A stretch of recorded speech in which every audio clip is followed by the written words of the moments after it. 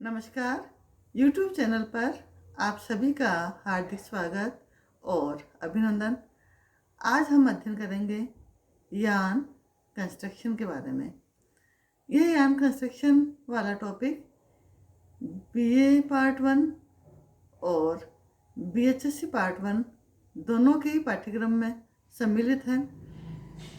यान कंस्ट्रक्शन से तात्पर्य है फाइबर से यान बनाने की विधि।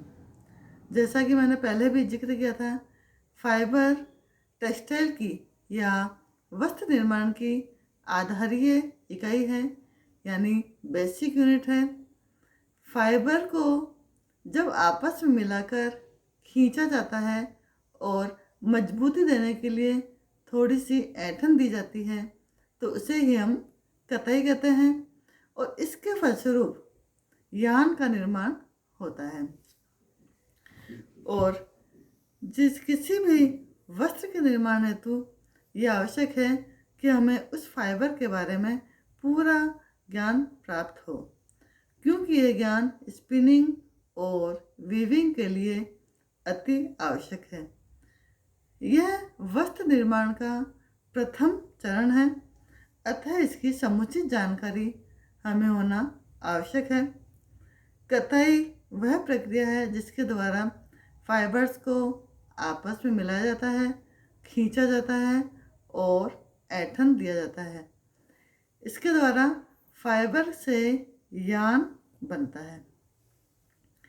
इस यान के द्वारा ही फिर वस्त्रों का निर्माण होता है, वीविंग के द्वारा, नीटिंग के द्वारा या बॉन्डिंग के द्वारा, लेसिंग के द्वारा। कई सारी विधियां हैं वस्त्र निर्माण की।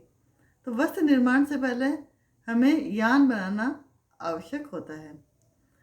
यान फाइबर के द्वारा बना जाता है और यान मुख्यतः दो तरह के होते हैं, स्पन यान और फिलामेंट यान। सबसे पहले चर्चा करेंगे हम स्पन यान। छोटे छोटे फाइबर से जो यान बनते हैं उसे हम स्पन यान कहते हैं। अधिकांश प्राकृतिक रेशे जैसे ऊन, जूट, कॉटन, ये सब स्टेपल फॉर्म में होते हैं, यानी इनकी लंबाई बहुत कम होती है। इनकी लंबाई होती है 3/4 इंच से लेकर 18 इंच तक। इनको स्पिनिंग के द्वारा यान बनाया जाता है। छोटे रेशों से जो यान बनता है उसे हम स्पन यान कहते हैं। स्पन यान की विशेषता होती है कि चूंकि छोटे छोटे फाइबर से बनता है, इसलिए इस यान पर फाइबर एंड बहुत ज़्यादा पाए जाते हैं या फाइबर के सिरे बहुत अधिक पाए जाते हैं और इसकी सतह चिकनी नहीं होती, अतः ये वस्त्र हमारी त्वचा के से चिपकते नहीं हैं। जैसे इसका सबसे अच्छा एग्जाम्पल है कॉटन के वस्त्र। ये त्वचा से कभी नहीं चिपकते और चूंकि इसकी संरचना हल्की सी रफ होती है तो पसीने को सोखने की इनमें अद्भुत क्षमता होती है।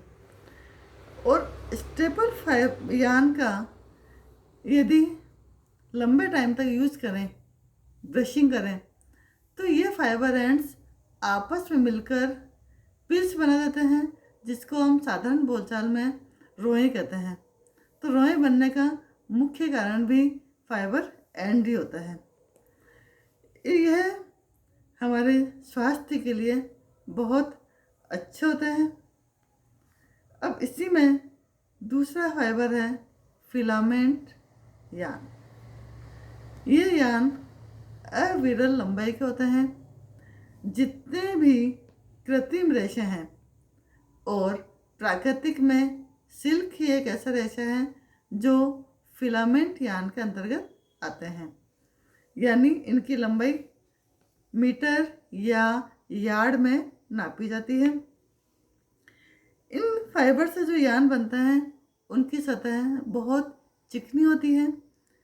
चिकनी होने के कारण ये वस्त्र बहुत कम गंदे होते हैं, क्योंकि इनमें फाइबर एंड की मात्रा बहुत कम होती है, यानी फाइबर सिरे बहुत कम मात्रा में पाए जाते हैं।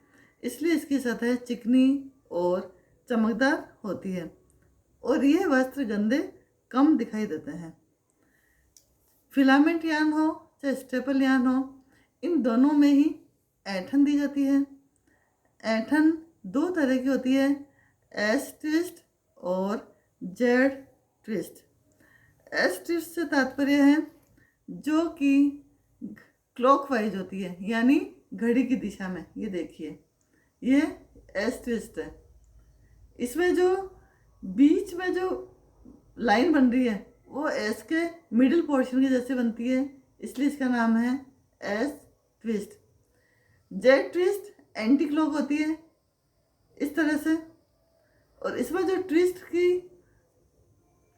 जेड का जो बीच वाला पोर्शन है वैसी लाइन इसमें दिखाई देती है, इसलिए इसका नाम है जेड ट्विस्ट। ट्विस्ट यान में मजबूती देने के लिए दी जाती है।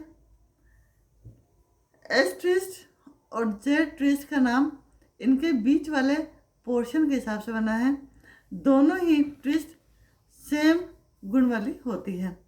इस तरह से यान का जो कंस्ट्रक्शन का जो बेसिक प्रोसेस है वही समाप्त होता है। आगे के सत्र में हम पढ़ेंगे कताई के विभिन्न प्रकार के बारे में।